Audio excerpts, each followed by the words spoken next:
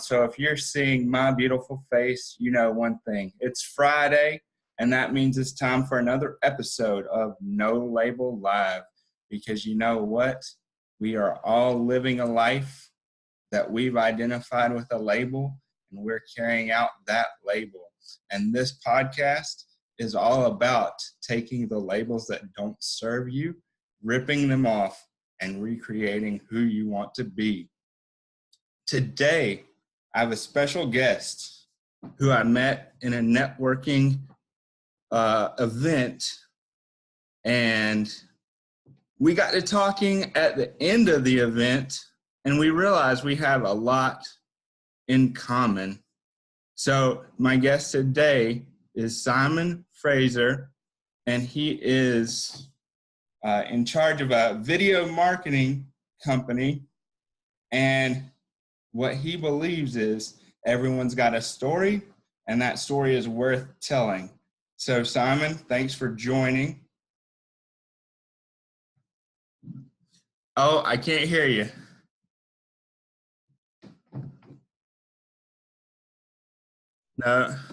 No, nothing really. There we go. Is this, you can hear me okay?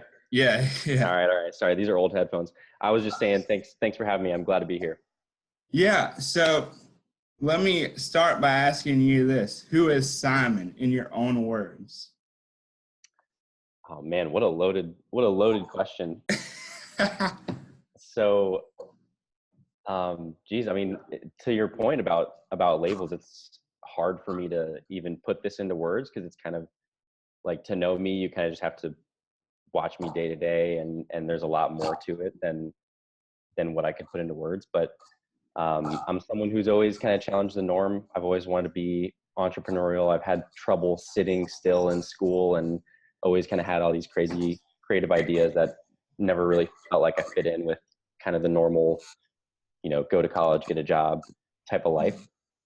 And so I'm just someone who tries to live to my own or the beat of my own drum, and not sacrifice the values that I've chosen for myself for any sort of external forces or structures or anything like that. So I'm one of the biggest things for me is just be honest with who you are and live that out no matter whatever that means. And so I know part of that story led to you writing a book. So why don't you touch a little bit on, it's called Undecided, right? Yeah, so I'm 24 now. When I was 20 or 21, I wrote a book called Undecided, and I had dropped out of college, and I had been out for about a year, and I had sort of learned, all sorts of things about educating myself for the first time, and not really just going out into the real world for the first time without a parachute. And so I kind of took what I learned in that first year, and I just had gained so much knowledge from working in the real world, like learning how to make money, choosing what books I wanted to read, choosing which mentors I wanted to follow. And it was just my attempt at like taking all that experience and putting it down on paper, really for me to sort of just organize my own thoughts. And so it was a good way to, I put it into a book and published it on Amazon, and it was kind of a small little thing. And I made like a couple $1,000s from it. Couple thousand downloads, and I make like still $1 or $2 every month from someone buying it, which is kind of funny. But yeah, that's kind of what it's about. And so as I was listening to you talk about that, I hear a very important word in there that you kept dropping a couple times, and that's choice. So what does the realization, or what has the realization of you being able to make your own choices created for you?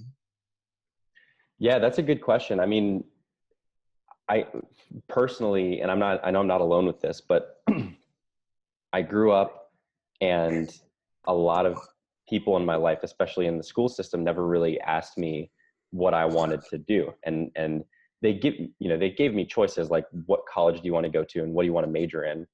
But it was sort of implied that, okay, we know you're going to live on this certain path now, like you can choose a couple things within that.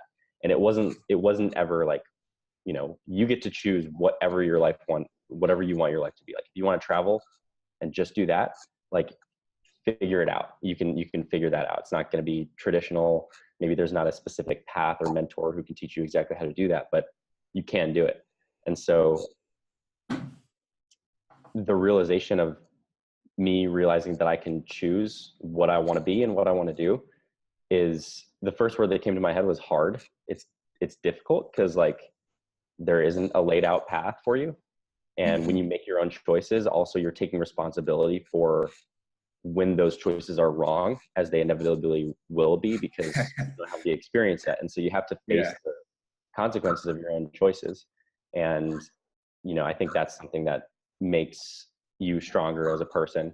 And, you know, even when it doesn't work out, you're at least relying on yourself, and you're at least like choosing your own path, because you've got a unique life and a unique soul and everything. And so if you're not choosing it, someone else will, and it's not going to fit unless you take responsibility for it.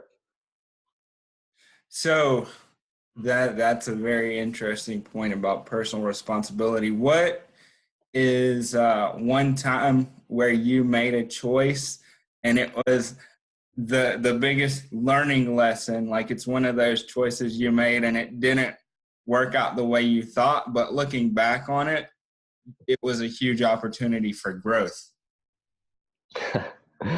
Oh man, another loaded question. So I was working for a company. It was perhaps the only company that I could ever be an employee of, because I just love their mission. It's a company that helps young people basically get a career and start their career without a college degree. And that's something I'm very passionate about. And so I was working for that company for like 6 months or so, had learned so much. And it was another one of those moments where I felt like I had a book inside of me that needed to get out. So I like wanted to organize my thoughts and get it out on paper. So I wrote another book just about everything I learned from the people in the company and working in the company, about starting a career on your own. And it was sort of like Undecided 2.0 in my head. So I wrote this book, I published it, and a couple people in the company immediately reached out to me and said, hey, this was in really bad taste. You basically stole our ideas and, you know, plagiarized our work and made it your own. And what I learned from that is I should have talked with them before. Like, I don't think I didn't actually plagiarize and copy their work. It was an honest mistake of not being upfront with my intentions of the book and what it was going to be. And I didn't cite it very well.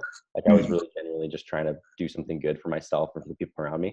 And I didn't approach it right. And so, you know, I learned a lot from that, and I could go on for hours about everything I learned from that. But one of the main things that did for me was it basically forced me out of the company. I wasn't able to work there anymore, and it forced me onto my own. And I had always wanted to start my own business. I had always wanted to be an entrepreneur, and I had tried a couple times and failed.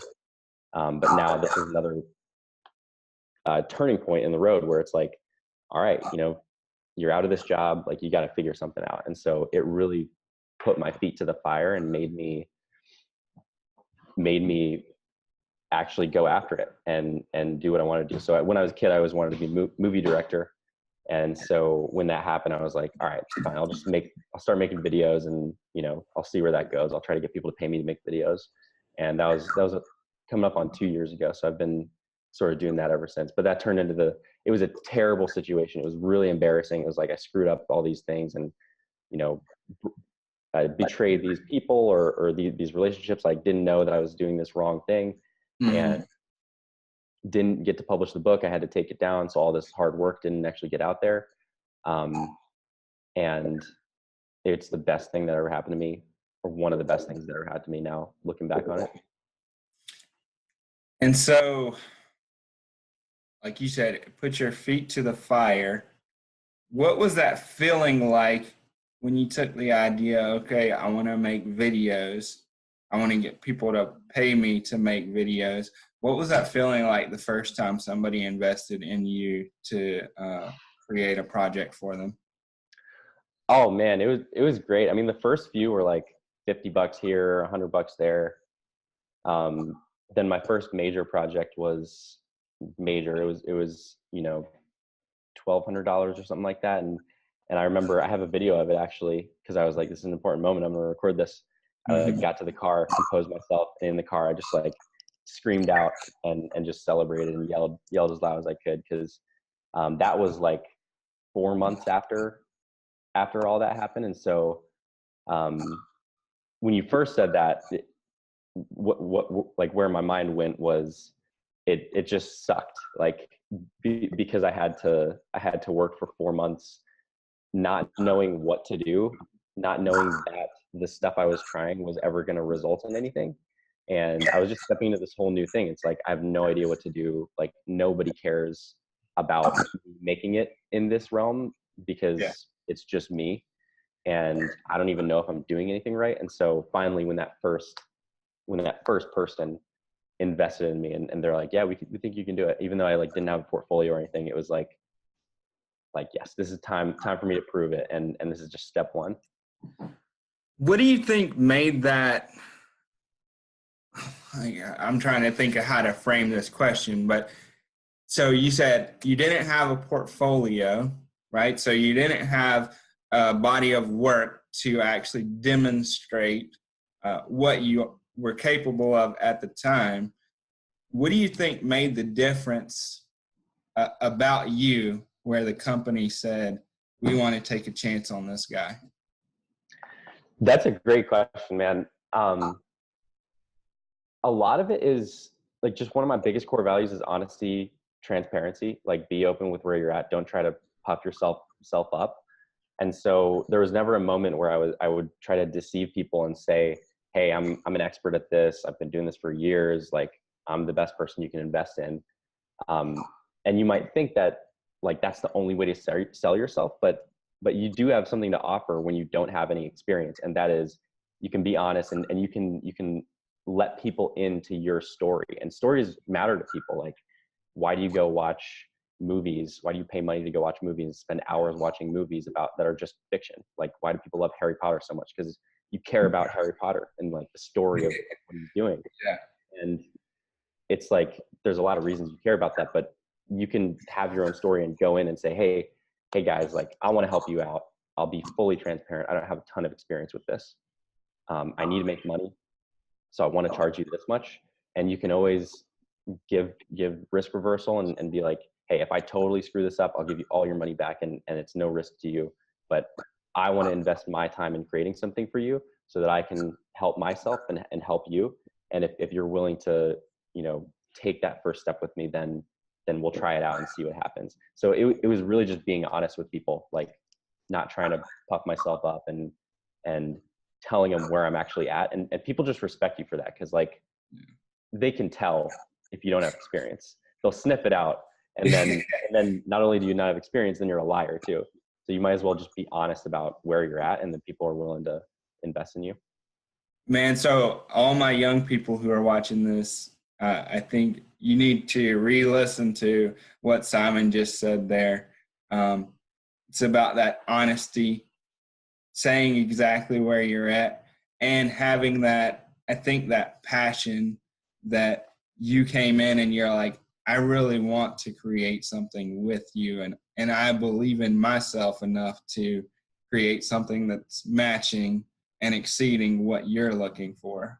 So no matter what realm you're working in, if you're honest and open, that's going to lead to the best relationships possible. 100%. What's got you excited these days? Yeah, man. So I was thinking about this the other day, but it's been almost 2 years, like 1.5 years really, since I've been doing this video thing. And my whole mindset going into it for the past like almost 2 years has been grow, sell, just get as much work as possible, because it's so hard. It's really hard. It takes a lot of work to just like crank out sales and book work, especially in creative industry. I know other creative people will understand that. And so I've been just going so hard at that my habits have pretty much been only geared towards booking more work. And so the past month or so, I've started to overload myself, and it's taken away from my quality of life. Like I'm working later hours, and this is, I decided in the past, like I'm not someone who wants to work 80, 90 hours a week. Like I care about spending time with friends on the weekends and stuff like Mhm. that. And so I've just overloaded myself with work. And so what's got me excited now is I just brought on a video producer who's going to help me work with clients. And at the end of the month, I'm looking to bring on another editor. And I'm just trying to figure out how to like build this team of people who can help me manage all this work. And this is like what I dreamed about a couple of years ago when I decided I wanted to be an entrepreneur. And it just takes a long time to get there. And all of a sudden I feel like I'm at that point where I need to start hiring a team. It's not like because I want to like grow this big business and be flashy about it. It's just like, Jesus, I need some help. And so it's the problem in front of me that is expanding the amount of work I'm able to do. And I just can't do it on my own. So it's getting a team involved. So that's what I'm excited about, is starting to work with people and figuring out how to lead a team, how to hire people right. And I know there's a lot of mistakes on the horizon, but it's all just learning. So when you think about this new team, what are the core values that you want the team to display? Like, what are you looking for in a team member? Great question. I actually wrote a whole document about my core values last night in anticipation of starting to hire people. Honesty and open communication, like that's number one. If there's a problem or an issue, it needs to be brought to the forefront, and you need to have that uncomfortable conversation, even if it's about money, it's about, if they want to quit, or if something's not aligned, like it's just going to fester inside you until you bring it up. So that's number one for me. Number two is growth. Like if you're not here to challenge yourself in the ways you want to challenge yourself and step outside your comfort zone and make yourself better, then it's not the right place, because that's my number one, or one of my number one core values is like, I'm always trying to grow. Like anytime I do anything, the purpose behind it is to get better and to grow myself. And then just two other ones are ownership, like take ownership of what you're doing. I'm not here to give you each task you need to do and then have you just complete it. It's like, if you're here, you want to take ownership of your role. So if you're the video producer, you're not only producing the videos and I'll train you on it, but then you're also looking at how we do that and trying to improve that system and that process to like grow the business together. And then finally, it's setting good expectations. So if you don't have the capacity to do something, don't overpromise it unless you know you can actually deliver on it. So like really, really think about what your capacity is. And that kind of goes back to honesty. Yeah. But again, it's a difficult conversation if you have to say like, no, I can't do that because I just have too much other stuff going on. Here's when I can get it done. And you might disappoint some people, but that small disappointment is much better than this disappointment of promising it and then, dropping the ball on it because you don't have capacity. Yeah, that ability to say no is a difficult one for most humans to do. I think we spend a lot of time people pleasing, and in the end, that just hurts us. In my experience, Totally. So I've only got a couple more questions. So my first question is, what's a label that you were given when you were younger that you figured out was a lie? Yeah, that's another good question, man. You're just on point with these questions. So I want to preface this with something. It's just a random interesting thought that I had about labels, because I know that's your big thing.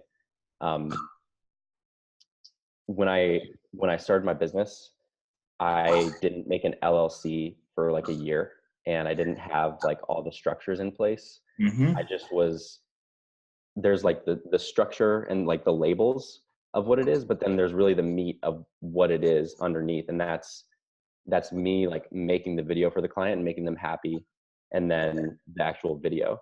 And so the labels are there just to sort of define it. And I think a lot of people, when they start businesses or do anything like that, is they get all the structure set, but that they don't really have the meat behind it. And Yeah. so I'm just realizing like how much you and I have in common in that way, because it took me I still lag like 6 months or 12 months behind what I'm supposed to, like, to have all the structure and set or sort of structure set in place and everything, because I'm so focused on the meat. But that was just a random side note. Now I'll get back to your question. Um, I just was told in school that I needed to be an engineer because I was like good at school, I guess. And so my dad was an engineer, and I kind of just didn't really think twice about it. Like, people said I got good enough grades. I got like B's mostly. Mhm. And so people said, you're smart enough if you want a good high paying job. Like, it's rare to have people who like can do that. So you might be one of those people. So go do engineering. So I just did it, and I absolutely hate math. I'm like a creative person. I like to talk with people. I don't like to just like sit down and focus on numbers and stuff like that. And so it took me a little while to realize that wasn't me. Yeah. Especially because I looked up to my dad a lot, and he's very much that way. And so making that separation was hard. But yeah, that was one label that was given to me that wasn't true. Man, that just gave me a different question. So you look up to your dad. That's what he uh, what one of his labels was. Um, what's another important thing that when you think about your relationship with your dad, uh, what's a label that you would give your dad that if he was sitting here talking with you, it wouldn't be something that he knows? It wouldn't be something that he knows. Oh man.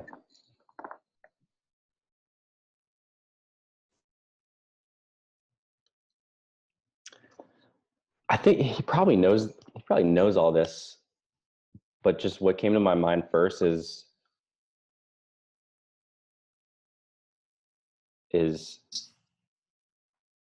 just like unrelenting support.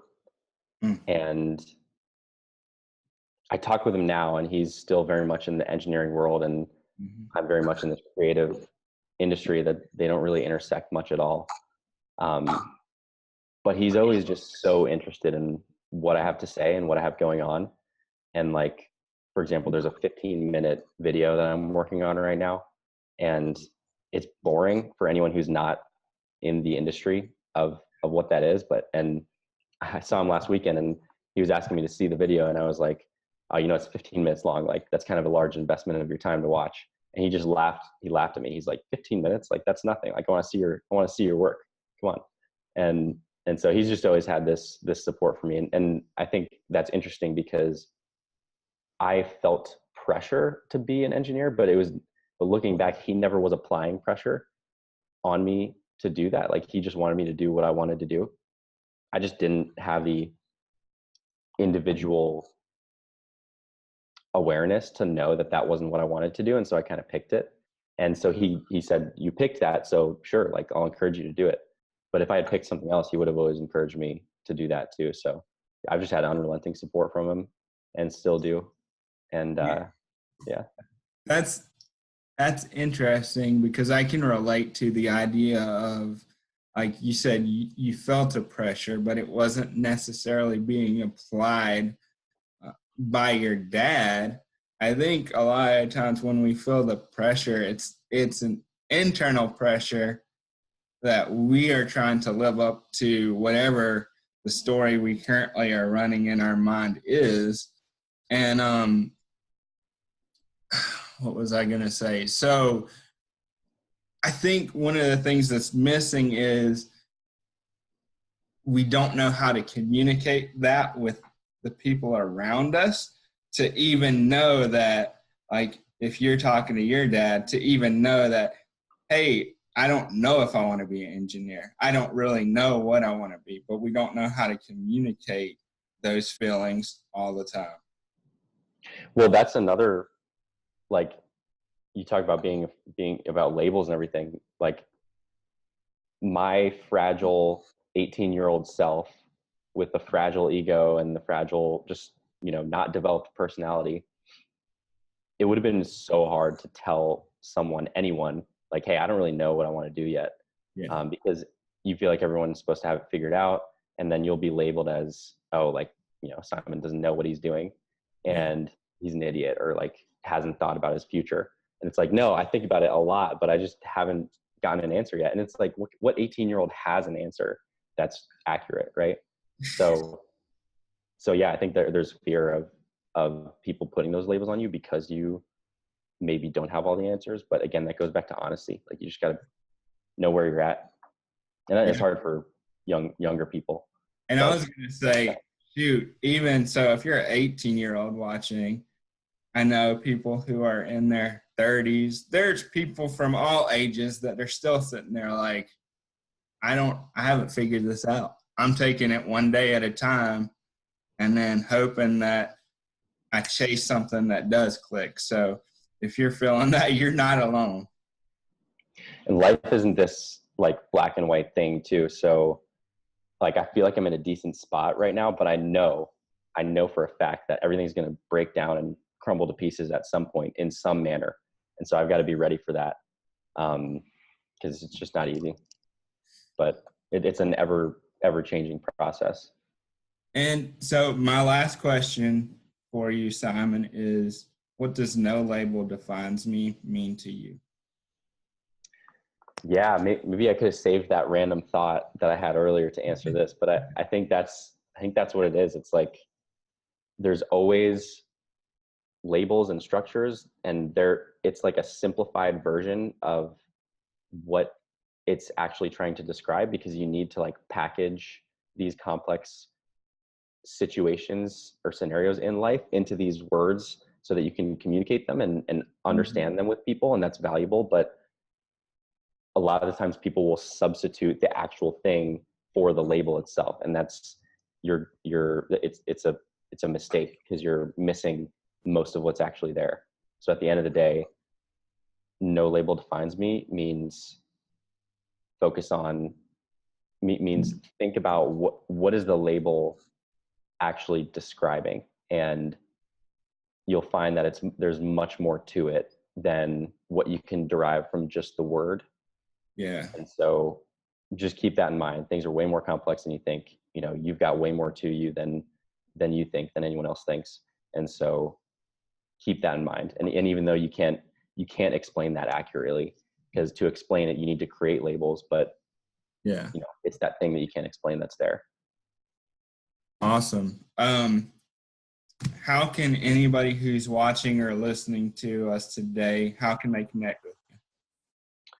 So I'm happy to email anybody. If anyone wants to chat with me, interested in the video industry, just, interested in finding their own way in life. Like, I have a huge passion for education and helping young people find their way, especially with how I think the college system and the school system right now steers a lot of people the wrong way.